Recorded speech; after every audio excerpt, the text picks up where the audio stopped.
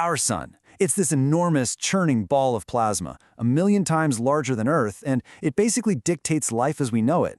But here's the thing. For all its incredible power, it has this rhythm, this pulse, that is surprisingly difficult to predict. And that rhythm, well, it really matters. Our entire technological world, from the satellites orbiting way above our heads to the power grids right here on the ground, is vulnerable to the sun's magnetic tantrums. So being able to forecast its behavior isn't just some academic curiosity, it's become absolutely essential. So the big question is, how in the world do you forecast a star? For the next few minutes, let's put on our detective hats, because we're going to follow the clues in a fascinating scientific investigation into one of the most complex systems we know, the solar cycle. Okay, so first things first, we need to get the lay of the land. We know the sun has a basic pattern of behavior. We call it the solar cycle. You see, over about 11 years, these dark patches, we call them sunspots, they pop up at high latitudes, kind of drift down towards the sun's equator, and then just fade away. And when you plot where they appear over time, the pattern looks like the wings of a butterfly. It's beautiful, for sure, but that's only part of the story. And this is where the real mystery kicks in. While that 11-year timing is pretty regular, the intensity of each cycle, the number of sunspots, how many solar flares it spits out, that is all over the map. And knowing whether the next cycle is going to be a gentle giant or a raging inferno is absolutely crucial. So for years, solar detectives were on the hunt for a clue, anything that could help them crack this case. And you know what? They found one. A crucial piece of evidence that connects the past to the future. Now, what's really wild about this is where they found the clue. You'd think, right, that it would be right in the middle of all the action when the sun is at its most active. But nope. The key, the real secret, is found during what's called the solar minimum, that really quiet period of calm between two cycles. Turns out, the sun spills its secrets when it looks like it's taking a nap. This is what's known as the precursor method. Scientists found this incredibly clear connection. If the magnetic fields at the sun's poles are weak during that quiet time, you get a weak upcoming cycle. If they're strong, you get a strong one. Bam. That was the smoking gun they'd been looking for. Okay, so with this massive clue in hand, scientists got to work building a kind of, a digital forensic kit to analyze it and start building their forecasts. They basically use two main types of models. First, you've got the SFT, or Surface Flux Transport models. Think of these guys as the surface investigators. They're all about the visible evidence, tracking how those magnetic fields from sunspots move across the sun's face. Then you have the FTD, or Flux Transport Dynamo models. These are the deep profilers. They're trying to model the sun's internal engine, the dynamo that really drives the whole show.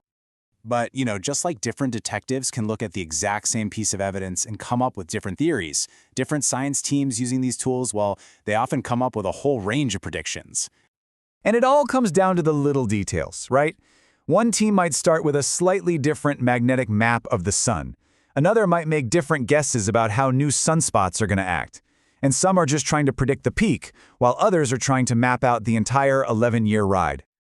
And this, right here, brings us to the real climax of our detective story. A totally fascinating experiment that showed just how crazy sensitive these predictions are. How one tiny, almost invisible smudge on a fingerprint could change everything. So take a look at these two magnetic maps of the sun. They were made using data from the exact same time, just with slightly different techniques. To you and me, they look pretty much identical, right? Like two copies of the same fingerprint. But, and this is the kicker, when you digitally subtract one from the other to see the differences, that's when the problem pops out. You see a smudge, these tiny variations in magnetic strength, especially right around the sun's equator, that critical zone. So what did the scientists do? They ran an experiment. They took both of these starting maps, the ones that looked the same but had that tiny smudge of a difference, and they plugged them into the exact same simulation model. They just hit play to see what kind of future each map would predict 4 years down the road. And the results? Whoa. They were just shocking. On the left, you see the future that the first map predicted. On the right, the future from the second map. They started out nearly identical, but the simulations evolved into two profoundly different magnetic realities. It's wild. Let's put a number on it. Those tiny, tiny initial differences, that smudged fingerprint we saw, it led to a 30% difference in the final predicted strength of the polar fields. That is a massive, massive gap, all from a discrepancy you could barely even see. So what does all this mean? Does it mean we should just give up, that prediction is impossible? No, not at all. What it really means is that the goal of the investigation has kind of shifted. What this experiment really shines a light on is that this whole field, physics-based solar prediction, it's still pretty young. The goal isn't just about nailing one perfect forecast anymore.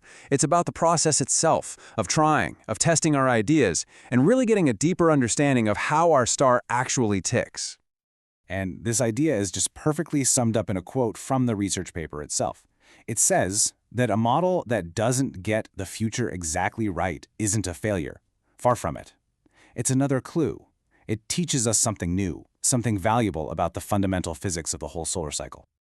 And that leaves us with this final, really cool question. Right now, as we speak, we are living through solar cycle 25. Every new sunspot, every new magnetic map, it's another piece of evidence in this ongoing investigation.